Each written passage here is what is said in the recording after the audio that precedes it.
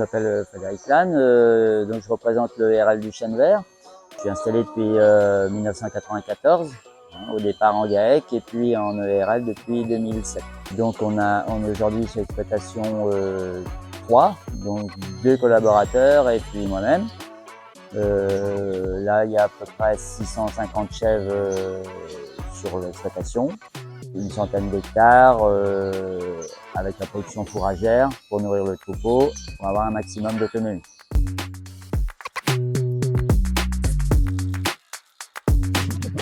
La cuisine est composée de 4 stockers où je peux mettre différents aliments. Donc j'en ai un à une coupe de luzerne, l'autre à une autre coupe de luzerne, trèfle et ensilage de sorgho. Ces aliments sont portés dans la mélangeuse stationnaire. Donc quand le mélange est réalisé, à charge le robot qui va les distribuer. Le robot qui est capable aussi de donner les concentrés en plus de la ration. Tout est automatique, donc la ration est programmée sur ordinateur. Une fois programmé, quand l'heure est arrivée, il démarre et il charge tout ce qui est programmé. Les concentrés sont distribués comme un distributeur de concentrés unique, quoi.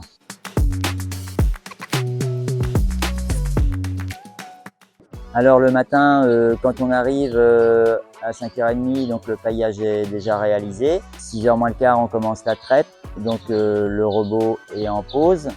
Il commence à préparer son premier mélange. Le temps qu'on traite les lots extérieurs au couloir, puisqu'il y a des barrières qui l'empêchent de passer. Ça nous permet de nettoyer les auges, etc., de préparer tout pour quand le robot arrive, que ça soit prêt. Il commence à distribuer vers 6h30 à 8h, 8h, 8h15. La distribution est faite, il a distribué tous les lots. L'avantage qu'il a, c'est que quand il distribue un lot, la deuxième ration commence à se préparer. Donc en fait, il n'y a pas de perte de temps. Le temps qu'il distribue, il y a une autre ration qui est déjà prête. Il retourne à la cuisine se charger et hop, il est reparti.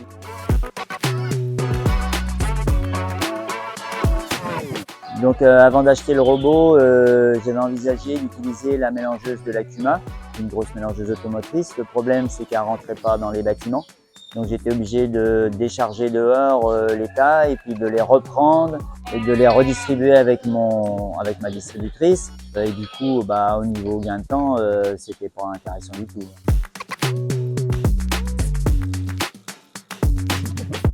Depuis que j'ai le robot, j'ai retrouvé une alimentation plus régulière, une augmentation de la production. Là, je suis maintenant à 1030 kg de lait à l'année par chèvre, donc j'ai pris une centaine de kilos. Également pour mes chevrettes, j'ai gagné en JMQ. Je me retrouve avec des chevrettes à la Misbah qui sont quasiment à la grosseur adulte. Avant l'arrivée du robot, j'étais en ration luzerne unique. Ration sèche que je distribuais avec ma distributrice pailleuse, donc fallait charger tous les matins, etc.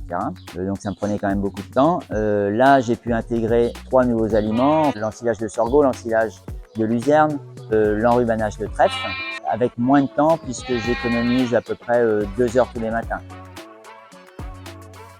Donc au niveau des refus, le fait de peser permet d'ajuster la ration au mieux de la consommation, donc de limiter les refus un maximum, puisqu'on peut adapter la ration précise à la consommation, selon la période, selon le stade de lactation, etc. Au niveau de la consommation énergétique, c'est relativement intéressant puisque là, on est à peu près à 3 € par jour d'électricité pour une consommation de 20 kW par jour.